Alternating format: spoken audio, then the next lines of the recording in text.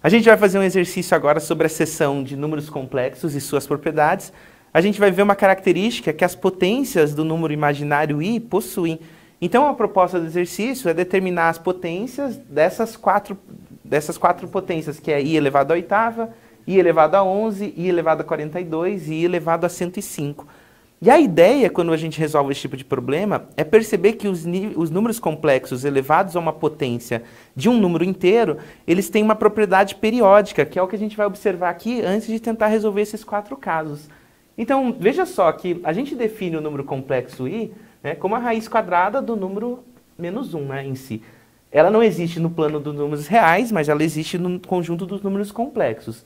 E existem algumas propriedades. Por exemplo, a gente pode calcular o quadrado do número imaginário. Esse quadrado ele é obtido fazendo i vezes i, basicamente. E quando você faz um produto de raiz de menos 1 vezes raiz de menos 1, você vai encontrar o valor menos 1 em si. E você pode fazer essas potências para vários casos em si. Então, quando a gente faz o i ao cubo, a terceira potência do número imaginário, basicamente isso é i quadrado vezes i. Como o i quadrado calculado ele deu menos 1, vezes i, ele vai ficar menos i em si. E assim vai, você pode ir calculando cada uma das potências.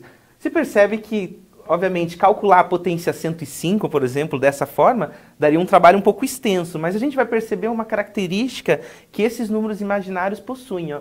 Vamos verificar o i à quarta? Não é i ao cubo vezes i? Ó. Então ele vai ficar i ao cubo, que é menos i vezes i. Isso aqui é menos i quadrado. Lembra que a raiz quadrada, o i quadrado é menos 1 vezes menos 1, dá mais 1. E à medida que você vai fazendo, você vai perceber que agora vai começar a acontecer um ciclo. Por isso que a gente diz que esse resultado ele é um resultado periódico. Porque veja só, quando a gente calcula a quinta potência do i, basicamente ele vai ser i à quarta vezes i. Só que o i à quarta é justamente, onde ele está? O i à quarta é justamente 1, né? Então ele vai ficar 1 vezes i, que é o próprio i. Então ele começa a repetir o ciclo a partir da quinta potência. De forma que a gente já pode concluir. I à sexta vai ser igual ao próximo, que é menos 1. I à sétima vai ser igual ao próximo, que é menos i. I à oitava vai ser igual ao próximo, que é 1, e assim por diante. Veja então que existe uma sequência de como que a gente calcula as potências do número complexo. Isso já permite que a gente consiga resolver o problema que a gente quer em si.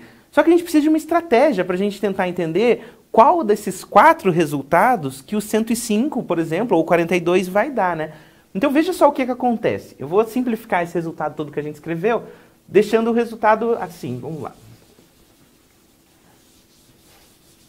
Vou colocar aqui em notação, ó, o i primeiro, ele é o próprio i, né? O i quadrado a gente verificou que ele dá, quanto que ele dá? Menos 1, né? Depois o i ao cubo dava menos i, e o i à quarta dava mais 1, né? Então, basicamente, esse é o ciclo que a gente vai encontrar. O i à quinta vai estar aqui, o i à sexta aqui, i à sétima e a oitava, depois na sequência nono, décimo, décimo primeiro, assim por diante, né? O que a gente pode perceber é que a gente separou isso daqui em grupos de 4, né? Então, a ideia é que separar o número que a gente quer em grupos de 4 a partir da divisão. Veja só como isso vai funcionar. Vamos ver o que aconteceria com 8, por exemplo. Quando eu divido 8 por 4, isso aqui dá 2 no caso, né? E qual que é o resto dessa divisão? O resto é o quanto sobrou na divisão quando a gente faz essa multiplicação. Sobrou 0, basicamente, né? Vamos ver o próximo em si. O 11 divididos por 4 também dá 2 na divisão inteira, né? Porque 11 dividido por 4 dá 2 ponto alguma coisa, né? Mas tem um resto diferente. Nesse caso, sobram 3 em si, né? Então, qual que é a característica dessas duas divisões? Quando eu divido 8 por 4, dá um inteiro 2 e sobra 0. Quando eu divido 11 por 4, dá um inteiro 2 e sobra 3. E a característica que cada um desses números tem é justamente o resto deles. Quando eu divido 1 por 4, dá 0 e tem resto 1. Quando eu divido 2 por 4, dá 0 e tem resto 2, e assim por diante. Então, basicamente, o que cada um dessas potências tem em comum é justamente o fato que o resto é o mesmo. Então, aqui, basicamente, eu vou escrever de forma prática aqui, o resto dessa divisão por 4, ele é 1. O resto dessa divisão por 4, ele é 2. O resto dessa divisão por 4, ele é 3. E o resto dessa divisão por 4, ele é 0. Então, basta a gente analisar o resto para a gente verificar. Vamos ver os outros casos? Ó, por exemplo, 42 divididos por 4. 42 dividido por 4 dá um inteiro de 10 e sobra uma parte, né? Essas partes que sobra é o resto, que é um resto 2. E o 105 divididos por 4, quando a gente for fazer, vamos ver, 105 por 4, 40, 80, 25, dá 26 no caso, com o resto 1. As potências de i que tem o mesmo resto têm os mesmos valores das potências originais. Então, veja só, o i à oitava, finalmente a gente vai responder, ele tem resto 0, então ele é equivalente ao i à quarta, ou seja, ele é igual a 1.